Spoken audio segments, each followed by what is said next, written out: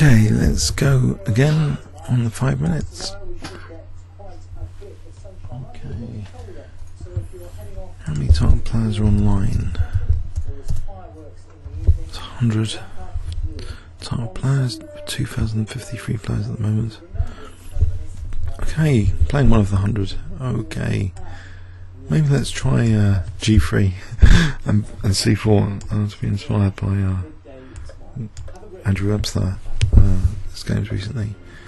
Okay, now we're going to have a Slav gambit, I think. Is he going to play C5? Okay. We'll play that Slav gambit. I'll put in a few pre-moves. I like sacking the pawn. Sometimes it works. Sometimes it doesn't. Depends if they strike effectively with C5. It's sort of I mean that's the weakness of this whole idea. But here I think, I don't know, maybe F4, F5. Okay, maybe Queen H5 or Knight F7. Bishop H3, Knight F7. There's ideas, there's attacking ideas for the sacrifice pawn. Maybe I'll bring in Queen H5, there's Knight F6. It's about G4 here. Outrageous looking G4. I'll play G5, Queen H5. G5 maybe takes, and then takes on G5 though.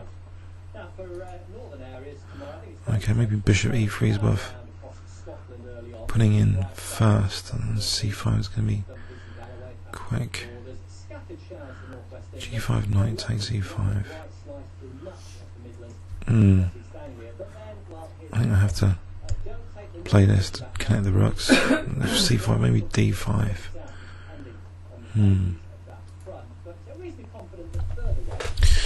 Alright, let's start working out some little details and finesses of this position.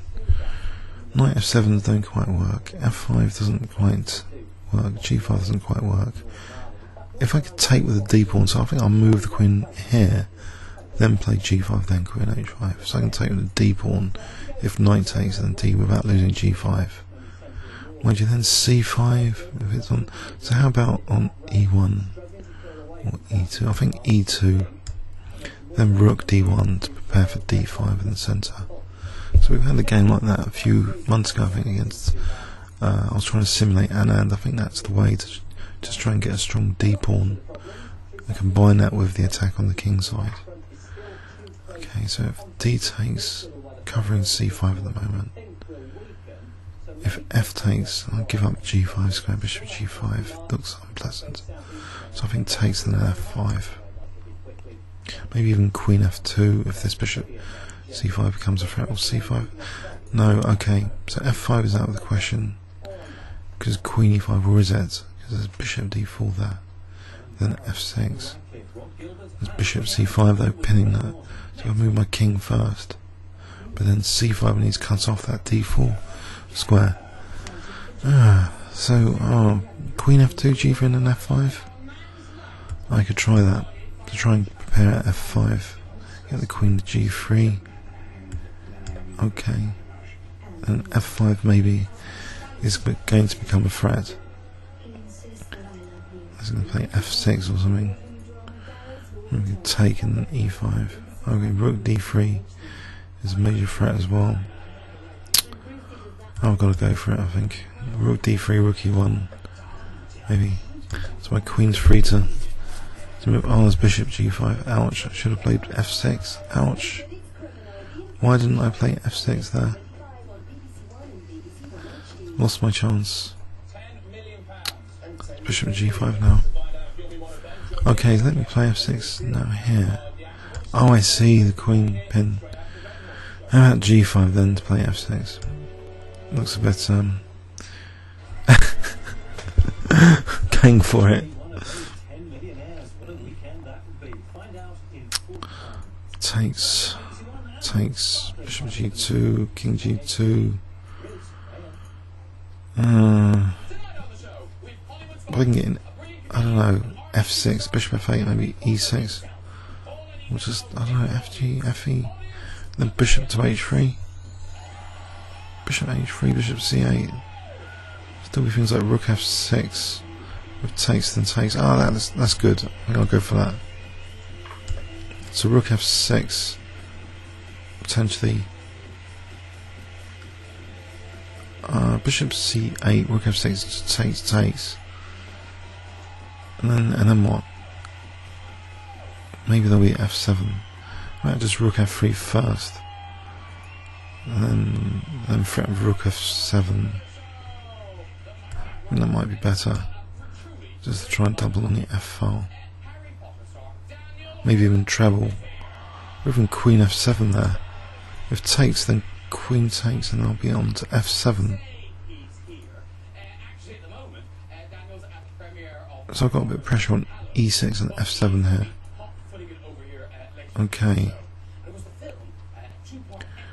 Now, how about rook f6 as an exchange sack? It looks as though that could be unpleasant for black. Maybe. Otherwise he's just going to simplify, and it'll be structurally worse than facing a bad ending. So I think I'm going to have to sack to try and get into these dark squares. So g takes, and then maybe bishop f4, and then start using the queen. Maybe get the g file, rook to g1 after king h1, try and get g6. Okay. Okay. Queen onto the dark square as well. So I'm going to h6 pretty soon, protecting e4 as well. Bishop g2 is going to be needed soon.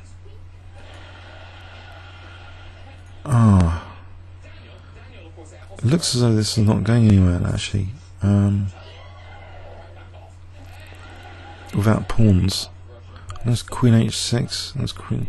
If I protect that and then go queen h6, threatening rook g6, I mean, that's an idea. Oh no, I'll put the pressure off there.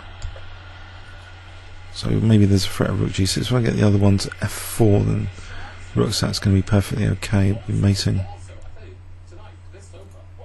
So 1 minute and 35.